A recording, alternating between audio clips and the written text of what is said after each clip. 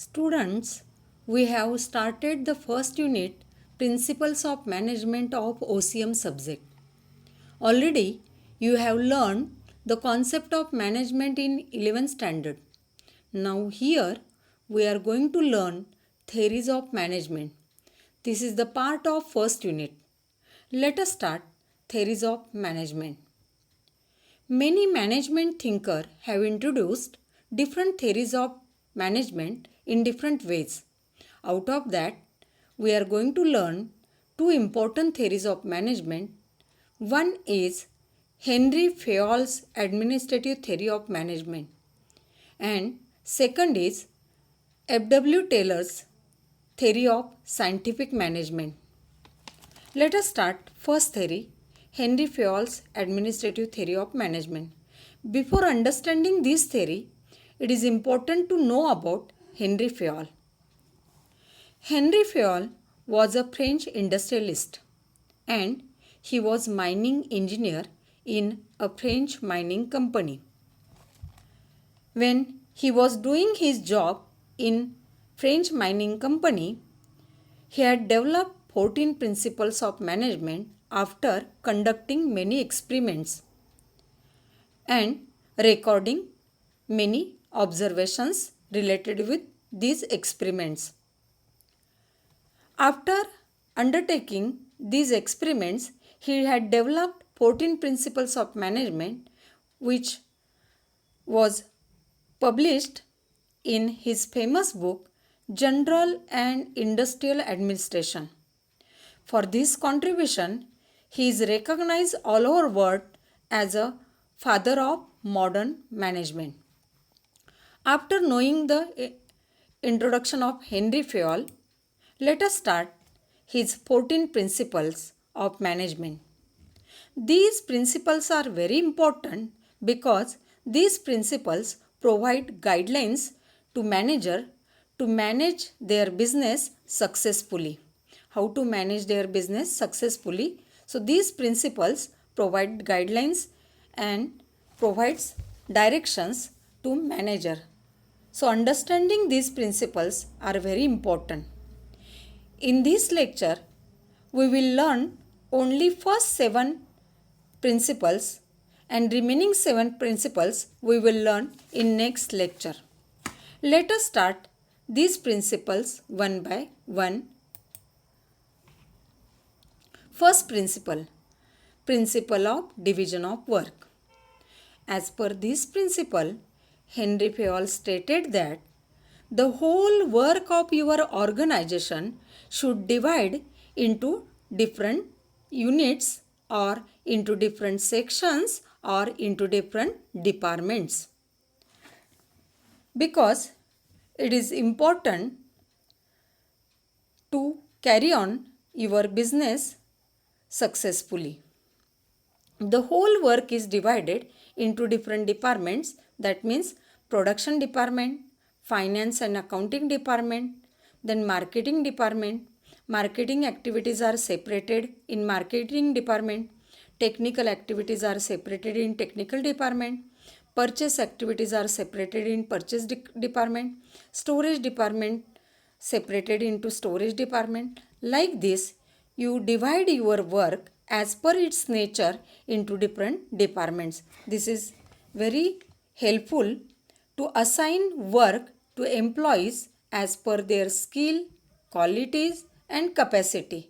And it is also helpful to improve the efficiency of worker and it make expert the workers in their work. So this principle state us that you divide the whole work of your organization into different departments. Second principle, principle of authority and responsibility. Look at this diagram.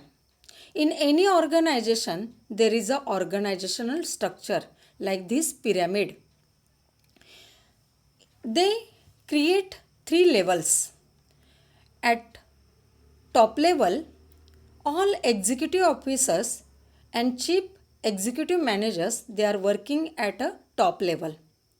At middle level, head of all departments, that means head of production department, head of marketing department, head of finance department, head of storage department. So all head of all departments, they are working at a middle level.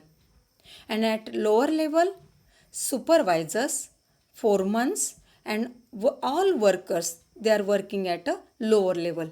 This is the structure of an organization of positions. And as per the positions, authorities are essential to take decisions.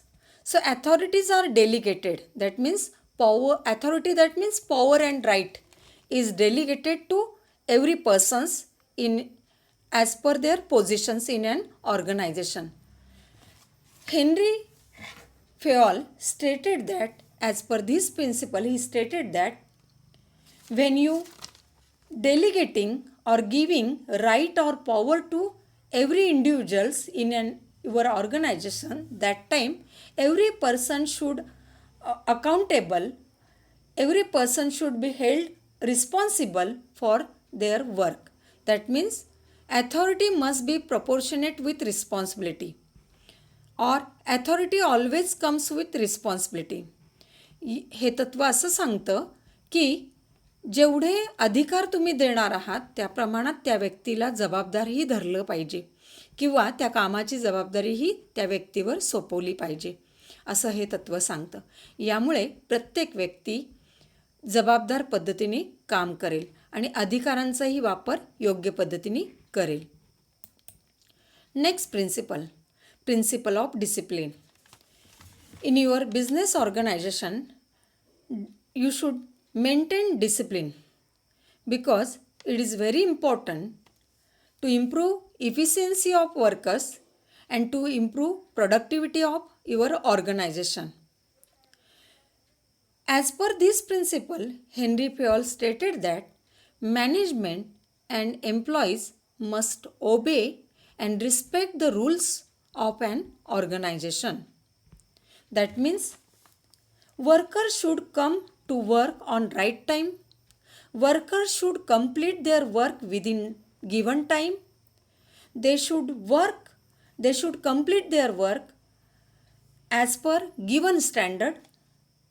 So this is the discipline in an organization.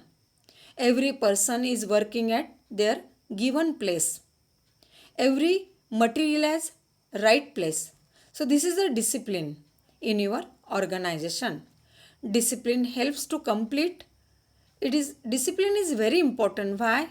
Because it helps to complete your work within time, within given time, and it avoid wastage of money, material, and labor hours and machine hours. So discipline is very important. Next principle, principle of unity of command. As per this principle, Henry Fayol states us that each member of organization, each member, that means each employee of organization should receive order from only one superior or boss. Understand this principle. These are the workers and they have only one boss and he giving instruction to all these workers. So as per this principle, unity of command, that means this principle states us that each employee, that means each employee should get order or instructions from only one boss, only one boss. This is very important because if workers get instructions or order from many boss, that time they will confuse about whose order should follow.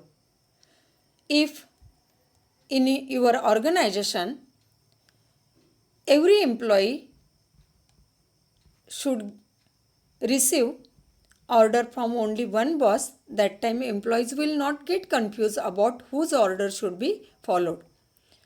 Each employee should know his immediate superior or boss to receive order from them. हे तत्व असं सांगतं कर्मचाऱ्यांना एकच boss असावा, एकाच व्यक्तींकडनं त्यांना आदेश मिळाले पाहिजेत, सूचना मिळाले पाहिजेत. यामुळे त्यांना कोणताही त्यांचा गोंधळ होणार नाही, एकाच व्यक्तींकडून आदेश त्यांना समजेल. आणि एकापेक्षा जास्त बॉस असतील आणि एकापेक्षा जास्त बॉस आदेश देत असतील तर कोणाचा आदेश पाळायचा याबाबत त्यांच्यामध्ये गोंधळ निर्माण होईल. Next principle of unity of direction. As per this principle, Henry Fayol stated us that workers should get order from one boss and they are doing their work on one plan. That means there should be one head and one plan. Each group of worker should directed by one boss using one plan. That means these are the workers and they are doing their job and they are following instructions from one boss only and they are working on a one plan only.